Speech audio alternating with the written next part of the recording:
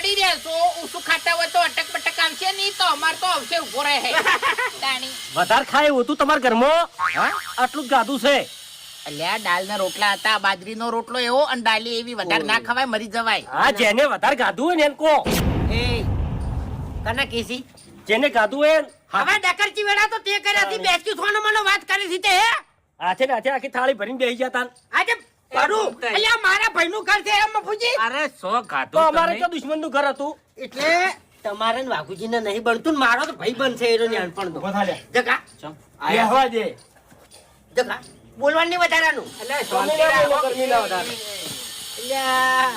મને તમે મને ઘરે છૂટ આલો ને હમણાં હાલ હમણાં નહીં હાલવી અભાન પૈણાવાનો છે શાંતિ રાખો અભો પૈણી જાય ને આરો ઓળે થઈ જાય ના ના ઓળે નહીં કરવો એ ભાઈ તાણી જગા તાણી તમે કહો એમ મફુજી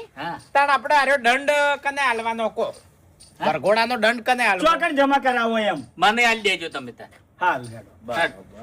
એટલે 11,000 એકલા કે 11 દુ 22,000 બે જણાનો થાય ને 11 તો 22,000 છે ના મફુજી દંડ તો એક જ હોય બે ચોથી હોય અરે પણ તમે બે તો પછી જણા વરઘોડું એક જ થાય એક જણાનું થાય હા તે એક જ જણા વરઘોડું થાય ભૂપતજી હાજી વ્યવહારે બોલજો યાર હવે હરીભાઈ જો ઓમો મારા વધારે ના બોલાય પણ ખાલી એટલું કહું છું